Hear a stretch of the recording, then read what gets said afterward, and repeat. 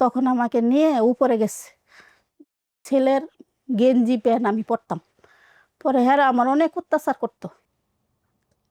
এখানে আসার পরে ওদের বলতেছি আমার অনেক মারধর করে। একটা হারিয়ে যাওয়া ছোট্ট একটা বাচ্চা যদি কোনো পরিবারে বড় হয়, একটু মনে রাখতে হবে সে কিন্তু পশু পাখি না, সে মানুষের বাচ্চা। আসসালামু আলাইকুম প্রিয় দর্শক এবং শ্রোতা, আল্লাহ সর্ব অবস্থায় আমাদের সবার মঙ্গল করুন। সবসময়ের মতো সেই দোয়া এবং প্রার্থনা করে শুরু করছি আপন ঠিকানার একটি বেসিক ভিডিও।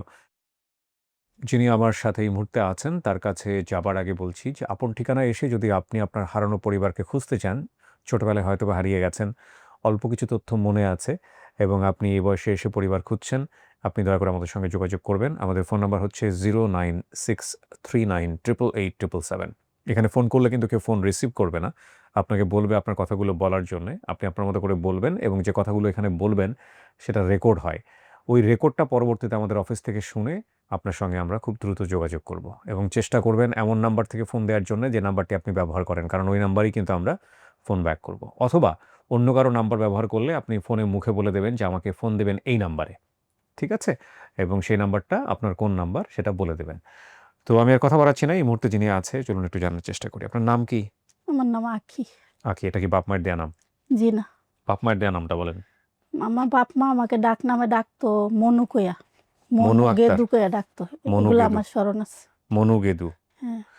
বাবার নাম? বাবার নাম বারেক। মায়ের নাম? মার নাম হাসিনা। বড় বোনের নাম? নাসিমা। নাসিমা। আপনার ঠিকানা তো মনে আছে, গ্রামের নাম কি? গ্রামের নাম আমার সঠিক মনে নাই। তাইলে যে বলছেন শনিকান্দা? মানে ওই শুনছি ছোটবেলায় শনিকান্দা এগুলো আমি শুনতাম। আবার লক্ষ্মীপুর বাজার, মানে বাজারে আমার আব্বু কয়েকবার নিয়ে গেছে আমাকে। শনিকান্দা শুনতেন? হ্যাঁ আর বরিশালও হতে পারে এটা বলছেন। বরিশাল লক্ষ্মীপুর তো হ্যাঁ, বোধহয় মানে একই বেল্টে। মানে ওই যে গেদু মনু কয়ে অনেক সময় তো বরিশালে মানুষই ডাকে, এই জন্য বলতেছি। শনিকান্দা এটা গ্রাম কিনা জানি না, তবে এই কথাটা উনি শুনেছেন। আপনাদের বাড়ির পাশে খলিল জলিলের বাড়ি। জি, এরা অনেক ধনী ব্যক্তি আছিল। খলিল জলিলের বাড়ি। আবার গ্রামের পাশে হিন্দু পাড়া ছিল, হ্যাঁ, হিন্দু পাড়া ছিল। কিছু দূরে সাগর ছিল এবং হ্যাঁ। সাগরের পাশে প্রতি বছর মেলা হতো। সাগর জি। বলতে কি? সমুদ্র? হ্যাঁ, সমুদ্র, বড় সাগর, ঢেউ হয় না ওগুলা। হুম, বলেন কি হয়েছে, ঘটনা বলেন, একদম প্রথম থেকে বলেন। এই যে তখন আপনার মুখে যে পোড়া দাগটা আছে, হ্যাঁ হ্যাঁ, এই দাগটা কি আপনার পরিবারের লোকজন জানে? ছোটবেলায় আচ্ছা, হ্যাঁ। এখন কথা হইলো যে এই দাগটা কিভাবে হইছে আপনি জানেন? না না এখনো জানেন না? না না, আচ্ছা ঠিক আছে, ছোটবেলা থেকে আছে। তো বলেন, একদম প্রথম থেকে বলেন কি হয়েছে। ছোটবেলা আমার আম্মুর সাথে আমি ঢাকা আসছিলাম। আচ্ছা। ঢাকা আসার পরে আমার আম্মু রেখে আমাকে, মানে যে বাসায় রেখে গেছে হুম। ওই বাসার থেকে আমি আসছিলাম। পরে ওই বাসায় ছোট ছোট দুইটা পোলাপান ছিল। পরে আমাকে বলছিল যে আমার লেগে চকলেট নিয়ে আস। পরে ঢাকা শহরের গলি তো, মানে চকলেট কিনা কোন গলিতে কোন গলি গেছি আর খুঁজে পাইতাছি না, পাই যাচ্ছি না। পরে এক বাসার সামনে আইসা আমি কান্নাকাটি করতেছি। পরে ওই বাসারই একটা কাজের মেয়ে আমার বলতেছে, এই তুমি এখানে এসে কান্নাকাটি করতেছো কেন? পরে আমি কইতাছি আমি আমার মার কাছে যাম। কই তোমার বাসা কোথায়, কোথার থেকে আসছো? আমি কই আমার বাসা যে কোথায় এই জায়গার নামই তো আমি বলতে পারি না।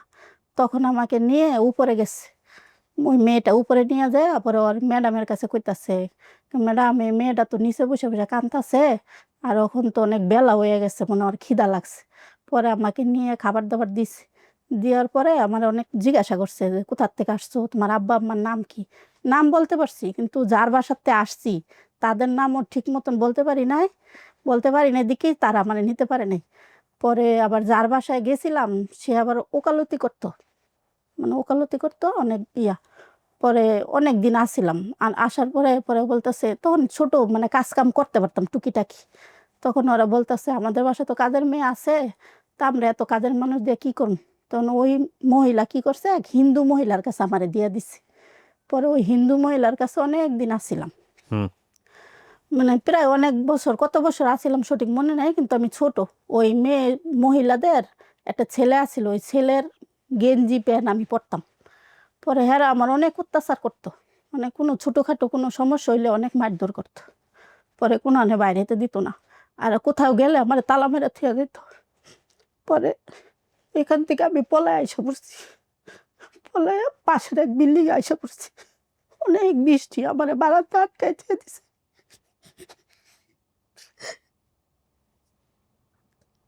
এখানে আসার পরে পরে ওদের বলতেছি আমার অনেক মারধর করে।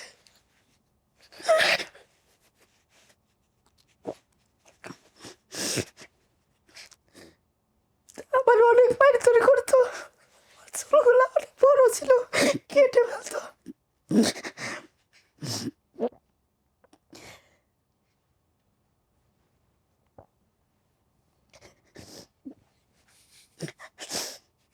পরে বৃষ্টি থামার পরে আর আমার নিতে আসছে। পরে আমি ওদের হাতে পায়ে ধরতেছি, ওদের কাছে বলে দিয়ে আমার অনেক মারধর করে। পরে কইতেছে ঠিক আছে তুমি ভয় পেও না, আমরা আছি তোমার সাথে।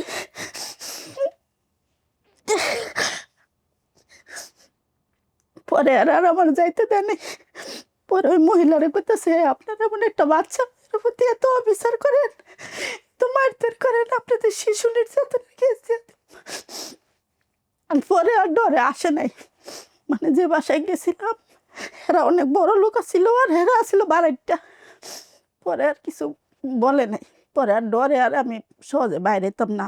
বাইরে লোহেরা আমার বাইরেতে দিত না, বাইরেতে দিলে রাস্তাতে নিয়ে আসতে আমার মারধর করে। পরে ওইখানে আসছিলাম কত বছর। পরে ওইখানে থেকে আমার একটু মানে বড় হয়েছি, তখন আমি উন্না লইতাম শরীরে। পরে এরা আবার সবাই মিলে থাকতো, করাচ্ছি কয় না, এরা সবাই ওই জায়গায় থাকতো। পরে মেয়েরে বিয়া দিছে, পরে মেয়ের শাশুড়ির বাড়িতে আমার দিয়ে গেছে। পরে ওইখানে আসছিলাম, ওইখানে থাকার পরে আমি ভালো কইছি। পরে আমার একটা মহিলা বুদ্ধি দিছে, মানে ওইখানে আসছিলাম, ভালোই আসছিলাম, থাকতাম, কাজ করতাম। পরে ভালোই বড় হয়েছি। পরে একটা মহিলা বুদ্ধি দিছে, গো এখানে থাইকা তোর কোনো লাভ নাই, তোরে আর কোনো কিছুই করে দিত না, তুই আমার কাছে চলে যাইস, আমি তোর ভবিষ্যৎ করে দেব। পরে না আমি ওইখান থেকে পলাই ওই মহিলার কাছে চলে গেছি। পরে মহিলা তো আমার নিতে আসে নাই।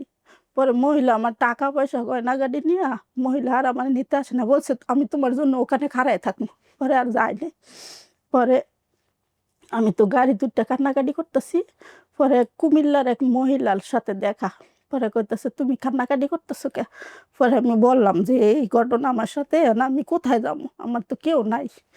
পরে কয় আচ্ছা ঠিক আছে, আমি তো দেশের বাড়ি যাইতেছি, পরে আমাদের সাথে তুমি চলো, তোমার সাথে কি টাকা পয়সা আছে? পরে আমি বলছি না, আমার সাথে কোনো টাকা পয়সা নেই। পরে আমার নাকে একটা নাক ফুলা ছিল, এটা খুলে দিয়ে দিছি। পরে এটা বেচছে আমার গাড়ি ভাড়া দিয়ে পরে লইয়া গেছে। পরে এই সময় অনেক বন্যা, 99, 98তে অনেক বন্যা। পরে দেশের বাড়ি নিয়ে গেছে। পরে বন্যার পানি কিছুদিন কমার পরে পরে আইসা পড়ছে। আসার পরে আমি আমারে তো আর বসে বসে খাওয়াবে না। পরে এক বাসায় কাজে দিছে। পরে বলছে যে গার্মেন্টসে চাকরি করব। পরে নেয় না গার্মেন্টসে, যে কোনো গার্মেন্টসে যাই বলে ছোট ছোট, নেয় না।